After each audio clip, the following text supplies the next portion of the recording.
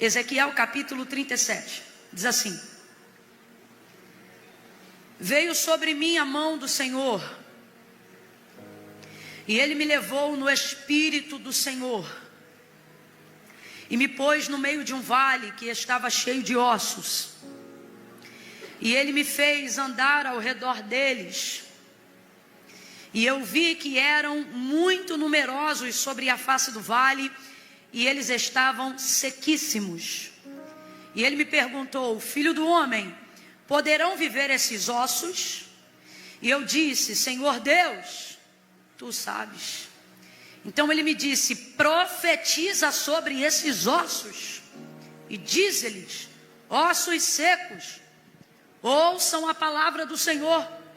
Assim diz o Senhor Deus a estes ossos: farei entrar em vós o Espírito e vivereis. Porei nervos sobre vós, farei crescer carne sobre vós. Fala assim comigo: nervo, carne. Isso. E sobre vós estenderei pele. Diga: pele. E porei em vós o Espírito e vivereis. Então sabereis que eu sou o Senhor. Portanto, profetizei como se me deu ordem.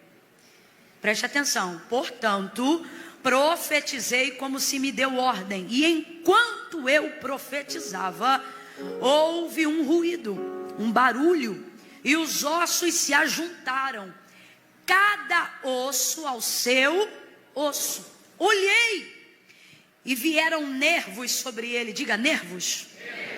E cresceu carne. Diga: carne. E estendeu-se a pele. Diga: pele. Sobre eles, mas não havia neles espírito. Então Ele me disse: profetiza ao Espírito, profetiza, ó filho do homem, e dize ao Espírito, ou diga ao Espírito: assim diz o Senhor Deus, vem dos quatro ventos, ó Espírito, e assopra sobre estes mortos. Veja, veja, veja, agora não é mais assopra sobre esses ossos, agora é assopra sobre esses. Não tem mais osso, agora só tem cadáver. Agora eu te pergunto, será que a cena melhorou ou piorou? Pensa direitinho, pensa direitinho. Do que você teria mais medo? Sai do espiritual, vem para o racional. Imagina que você entra num lugar, é um vale, ou seja, paredes na lateral que fazem sombras no meio do beco aonde você está. O vento ali não está exposto ao sol ou à luz ou a nada que possa ser dissipado nos ares, então você está num lugar, a princípio, frio, escuro. Ah, Camila, mas é uma visão. Ué, no sonho que você tem, você não tem sentimento, não? Quando você sonha, você não sente as coisas, não? Quem é que já ficou com raiva porque alguém te acordou na hora que tu ia comer o negócio? O sentimento é real. O sentimento está aqui, está tudo na cabeça, é real. A liberação de tudo que você sente de positivo é químico, é real, está acontecendo verdadeiramente no seu cérebro, sim ou não? Então imagine você num lugar, possivelmente com pouca luz, calafrio, meio escuro. A gente sabe que não é um lugar legal. E como que a gente sabe que não é um lugar legal? Porque para lugar legal Deus convida, para lugar que não é legal Deus te toma e te leva. E foi isso que aconteceu. Me tomou, me levou, me fez andar, tudo imperativo, tudo impositivo. Vou repetir, ó, me tomou, me levou, me fez andar, ou seja, eu não queria. Estou aqui porque Ele me tomou, estou aqui porque Ele, ai, como é que você consegue? É Ele que me faz andar. Está entendendo? Então imagine Ezequiel nesse contexto. E aí, não o bastante ele está ali e o lugar está tomado de ossos. Mas os ossos não estão só secos. Você leu comigo, os ossos estavam como, gente? Olha o hiperlativo aí, sequíssimos. Estava tão seco que não oferecia ameaça. Fala a verdade. Quando você vê uma coisa assim, uma ossada muito seca, ela não tem um poder de te oferecer uma ameaça muito grande, porque você nem identifica que tipo de osso você está vendo. É tão seco, você não sabe o que é. Se é de bicho, se é de gente, você não sabe. Aí, imagina, é uma imagem, é uma visão, é um cenário. Fala aí, filme de terror. Vamos falar real? É ou não é? Agora é uma visão de Deus, você acredita? Aí, olha o que o Senhor diz, uma mensagem. A visão é horrível, mas a mensagem é forte. A mensagem é que vai levantar um exército. A mensagem é que aonde tem morte vai haver vida. A mensagem é que tudo que estava seco agora vai ser tomado pelo Espírito de vida. Oh, meu Deus do céu. A mensagem é forte, é ou não é? É ou não é? Mas a visão é catastrófica. Agora pensa, Deus entrega a mensagem e este homem vai liberar a palavra. Ele começa a liberar a palavra. Só que enquanto ele libera a palavra, uma visão quase que de efeito especial vai começar a acontecer diante dos olhos dele. E ele vai ver, e a primeira coisa é que no meio do silêncio daquele vale, aonde ele só ouve a voz ecoante da sua profecia, de repente cada osso se junta ao seu osso. Você sabe o barulho que faz osso se juntando ao osso. É tipo aquelas caveirinhas que alguém sacode em determinada época do ano. Aquela visão meio oca, meio estranha de um osso se juntando ao osso. E por que faz tanto barulho? Porque tem um pedaço de osso aqui e tem outro lá atrás, perto da porta. E quando a Bíblia diz cada osso se juntando ao seu osso, não é que um fêmur está sendo colocado em um pedaço de bacia que está do lado dele. Senão não faria tanto barulho assim. Simplesmente estaria assim, olha, e os ossos se juntaram. Não é não? E aí beleza, mas não, se juntava cada osso ao seu. Diga comigo, ao seu osso. Então cada pedaço de osso ali corresponde a um indivíduo na visão. Então pode ser um pedaço de fêmur aqui, e a bacia desse fêmur está lá do outro lado, porque Deus está constituindo o exército como indivíduos. Então não é um fêmur achar uma bacia, é o fêmur ser colado na bacia do fêmur. Não, você não entendeu. Cada osso ao seu osso, Deus me livre e guarde. Vamos supor que a gente vira tudo uma ossada só. Só que no meio dos anos, cada pedaço de um osso nosso foi parar em um lugar. Seria mais fácil se a gente tivesse um mapa, reproduzisse um esqueleto e chamasse outras pessoas para nos ajudarem a reproduzirem esqueletos. E levantaria-se provavelmente um exército meio thriller. Porque tem um fêmur, mas não é dele. Tem uma bacia, mas não é dela. Essa espinha está nele. Funciona? Funciona, mas flui? Não. Por quê? Porque está nele, mas não é? O vento do Espírito vai ajuntar cada osso ao seu osso. Não vai ficar estranho, não vai ficar esquisito, vai ser perfeito. Então por causa disso começa esse barulho. Um barulho, imagina irmãos, imagina o barulho.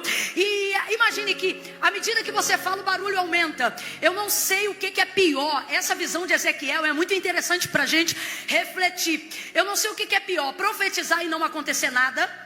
Porque nas primeiras palavras não acontecem nada.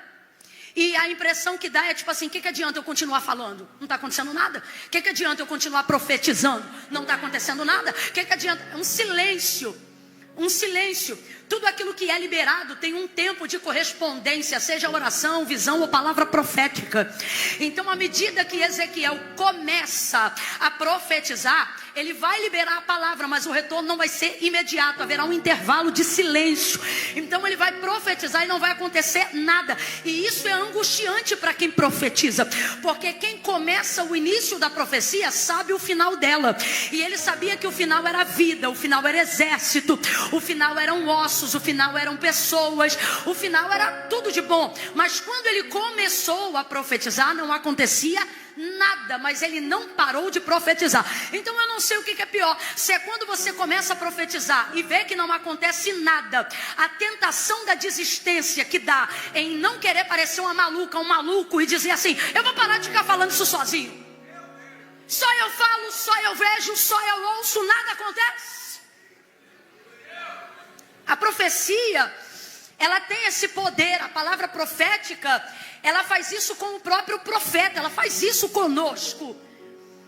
Você é tentado limitado pela sua própria incredulidade, pela sua própria natureza humana, pela sua racionalidade, porque não faz sentido profetizar. Profetizar é algo altamente espiritual. Profetizar não é racional. Então, enquanto você profetiza no espírito, a sua racionalidade diz que você é maluco, que você é iludido, que você é utópico. Escute, Deus não vai parar, Deus não vai fazer parar de deixar funcionar a sua consciência enquanto você profetiza.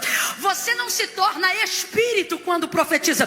Você continua sendo espírito, alma e corpo enquanto profetiza. No espírito você profetiza, mas no corpo, na alma, na mente humana, o raciocínio do seu consciente está em plena função e ele está colocando em cache, em prova, o tempo todo enquanto você profetiza. Por quê? Porque teus olhos não veem e a consciência trabalha pelo que os olhos veem. Tua boca fala algo que não combina com o cenário, então a tua mente está trabalhando para o que você está profetizando. Você está falando de quê? A profecia vai para o vale, mas na tua mente o cérebro quer procurar essa informação. Você está falando para quem, cara? Não tem ninguém te ouvindo. Você está pregando para quem, minha filha? Não tem. Você está entendendo? A tua carne, a tua alma, a tua mente, o teu cérebro, não a mente, o cérebro, né? Ele vai trabalhar o tempo todo para te colocar num cano de incredulidade. Ele vai fazer de tudo para você parar. Não faz sentido, olha onde você está. Não faz sentido, olha com quem você está. Não tem ninguém falando com você, para de ser maluca. Então, por mais que você esteja ouvindo a voz de Deus dizendo fala, ouvindo a voz de Deus dizendo profetiza, há uma série de coisas que vão cooperar continuamente para que você pare de fazer aquilo. E à medida que você fala e não acontece, à medida que você continua e não tem retorno, isso é angustiante, aflitivo. E você começa a pensar se é real como você achava que era real, coisas que você outrora tinha certeza, mas que agora você pensa, cara, será que eu não fiquei doido? Será que o profeta não estava na carne? Será que aquela voz que eu falei que era Deus o tempo todo não foi um ato emocional daquele culto que eu vivi aquele dia? Eu estou falando rasgado, que é para você entender que eu conheço as vozes que permeiam a sua mente. Só que hoje Deus me manda dizer, vou separar o que é teu e o que é meu. Hoje eu vou separar o que é de ti e o que é de mim. Por quê? Porque aonde o meu espírito te manda profetizar, a dúvida não abre a boca. Aonde o meu espírito te manda profetizar, a inconstância não vai frear a tua potência, não vai frear a tua intensidade. Todavia, cabe aqui a reflexão nessa leitura, de pensar, o que devia ser pior naquele momento para Ezequiel? Perceber que a fala dele ecoa no vazio e não tem um retorno? Ou será que essa segunda parte é pior? Porque o que acontece na segunda parte? Ele profetiza e tudo obedece quando ele manda. Ele aqui é Deus. E ele não está falando o que ele quer, ele não está falando o que ele sente, ele não está falando o que ele pensa. Gente, é muito importante entender isso. Você pode profetizar e falar, e perceber por um tempo que não há retorno, mas não pode ser todo o tempo e não pode ser para sempre. Logo, se eu continuo falando algo que eu digo que é de Deus, e aquilo nunca acontece, não tem um prognóstico de que acontecerá, eu tenho que entender se sou eu que estou falando ou se foi Deus que me disse. Porque o compromisso de Deus não é com a realização dos meus sonhos, mas com o cumprimento das visões que Ele me deu. E a verdade é que estamos querendo usar evangelho, estamos querendo nos envolver com o poder de Deus, não para que Deus cumpra o que Ele falou, mas para que Ele cumpra o que nós desejamos. Então não entendemos quando estamos na igreja, cultuamos a Ele, profetizamos, dizimamos, ofertamos, pregamos, dizemos que cremos, mas começamos a ver que coisas que sempre desejamos não aconteceu. Deus está passando em revista. Nessa noite Ele está dizendo: eu quero que você avalie com carinho isto que está te chateando e não aconteceu, isto que está te frustrando e não aconteceu, isto que está te desanimando e não aconteceu. Isto foi uma palavra que eu te dei ou foi uma coisa que você queria que eu te desse?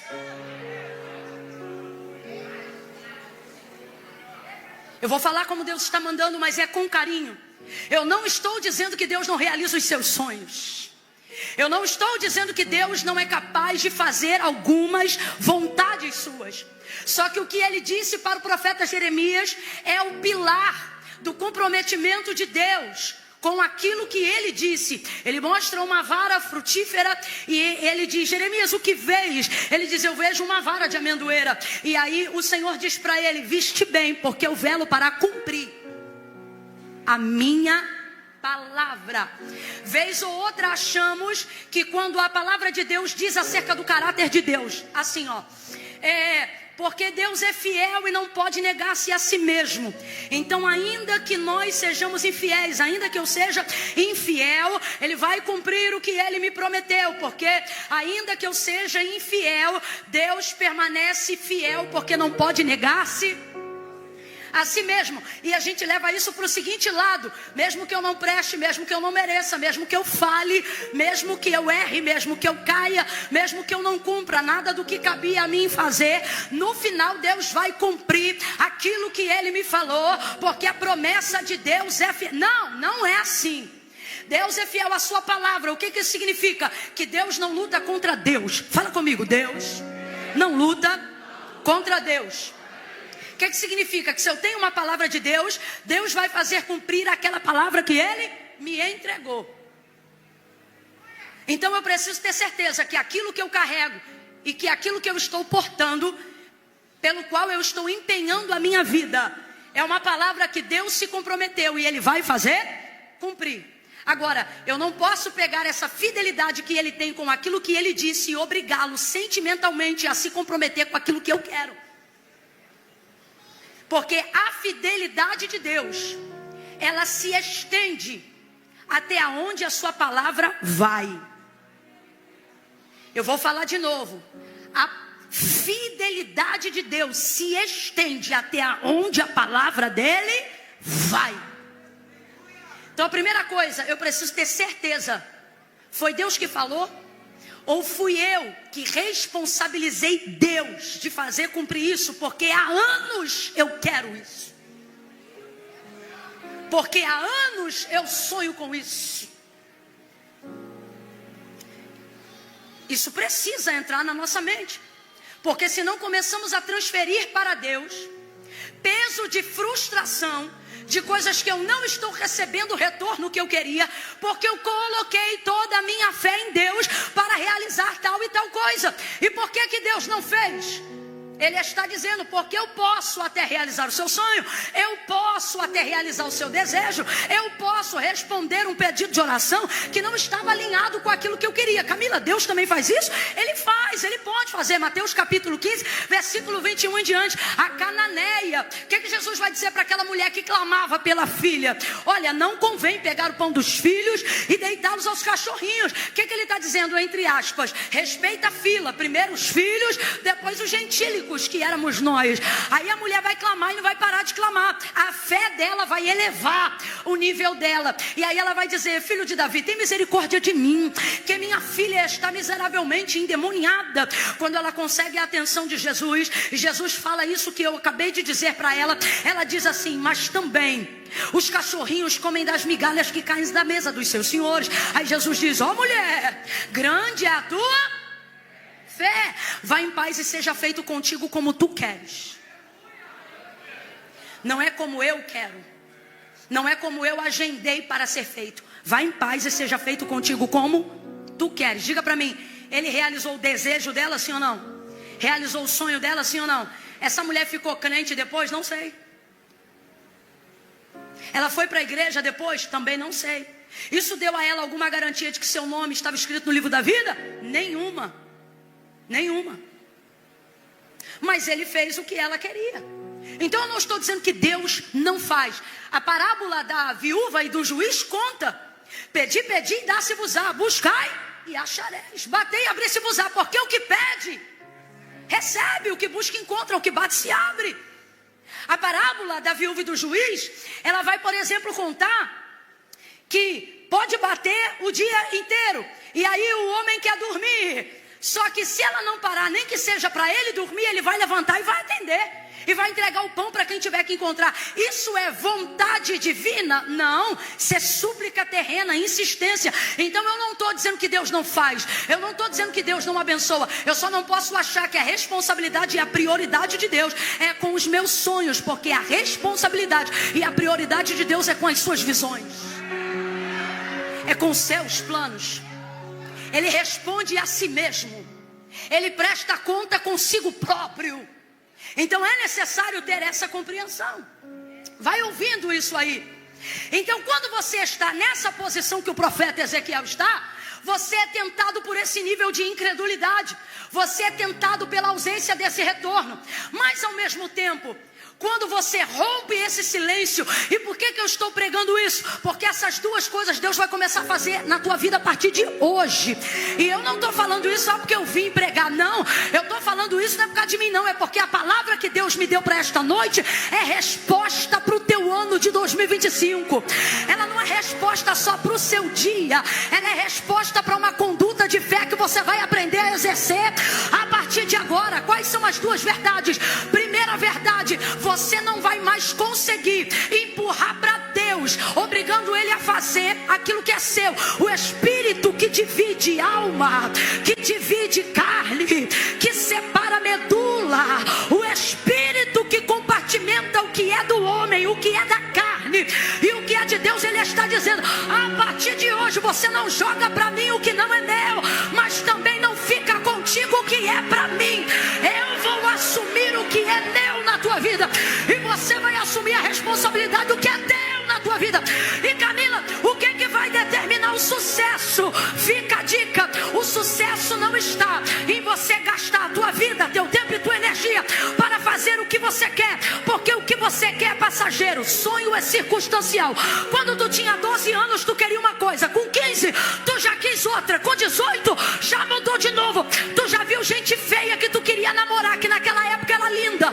Hoje quando tu olha, tu diz: como é que eu achava bonito esse cara? Porque a gente muda, a circunstância muda. Então dedique sua vida e sua energia, não para cumprir o seu querer, mas para cumprir a palavra que Deus te entregou. A palavra que Deus te entregou vai te levar para um lugar seguro. Eu vim afrontar, eu não vim só confrontar, não. Eu estou debaixo de autoridade profética aqui.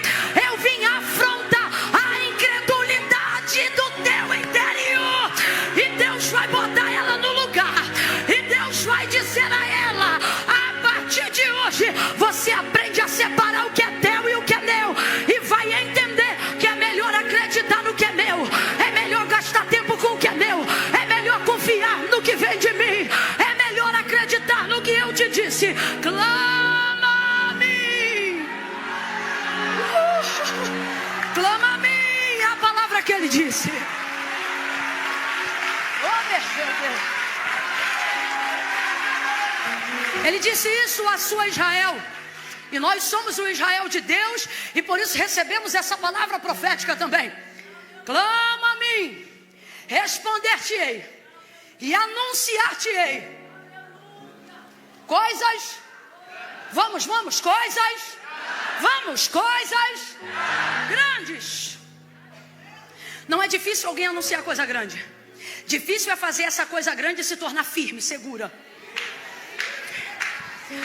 Falsos profetas enganam pessoas com falsas profecias porque elas são grandes. Não é difícil trazer uma coisa grande. Você sabe que uma coisa grande só um Deus grande pode fazer. Mas entrar numa realidade profética não é saber que Deus pode fazer algo grande, é saber que Ele me envolveu em algo grande e me faz sentir-se seguro dentro disso. Bata o pé bem forte no chão aí e diga: firme. Vamos, diga: firme, firme. Clama a mim, responder-te-ei, anunciar-te-ei coisas grandes e que não sabes. Então Deus quer revelar algo sobre o seu futuro que te envolve, E para que você tenha noção clara dessa visão e caminhe com segurança sobre ela, você tem que botar essa incredulidade no seu lugar e separar os seus sonhos do lugar da profecia. Eu vou falar uma coisa que não é fácil de falar, menos ainda de ouvir, mas está na hora de você crescer e entender. Chamado é uma coisa, sonho é outra coisa. Ministério, unção, dom, carisma, poder de Deus, vida sobrenatural e tudo mais que você encara como sucesso de vida com Deus, não estão e não podem estar no mesmo lugar da esfera de realizações pessoais. É isso que está consumindo o seu entendimento.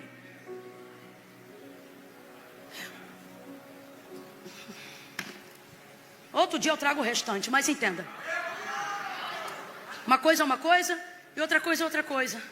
Então essa parte da vida e da profecia, da palavra profética que Ezequiel está lançando, ela fala muito sobre o nosso estado, mas a outra parte fala tanto quanto. Qual é a outra parte? Eu disse que se por um lado essa parte é angustiante, a parte que eu profetizo e não acontece nada e eu tenho que continuar profetizando, porque ela envolve tudo isso que eu falei até agora, a outra parte não melhora quando você evolui. Olha para o teu irmão, manda real para ele e diz, vai continuar mais difícil.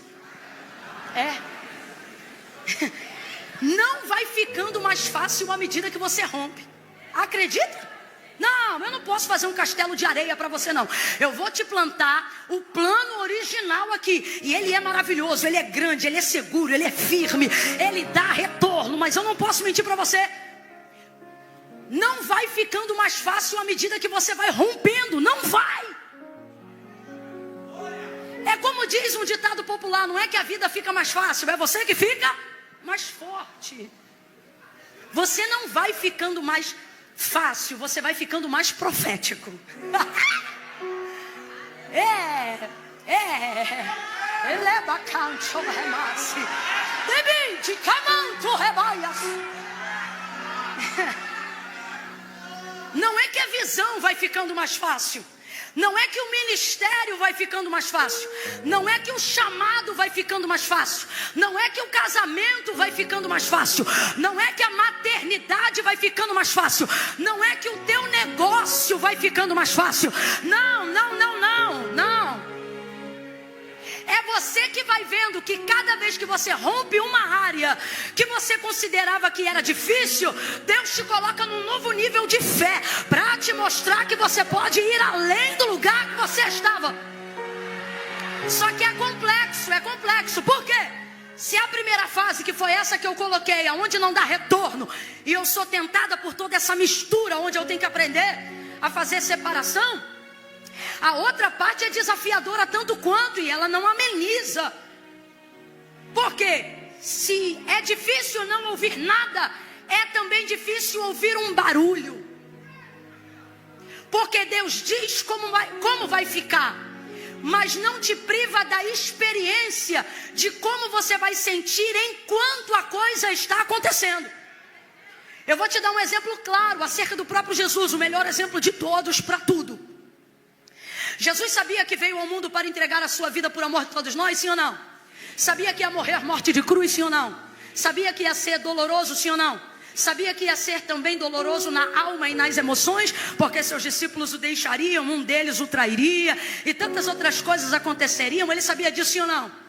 Ele se preparou o tempo todo para isso, sim ou não? Na realização do primeiro milagre, que foi a transformação da água em vinho nas bodas de Caná, quando a mãe dele contou a situação, o que ele disse para ela? Mulher, ainda não é chegada a minha? E ele estava falando acerca da crucificação. O que Jesus estava dizendo é que a realização de tudo aquilo que ele tinha para fazer ainda estava mais à frente.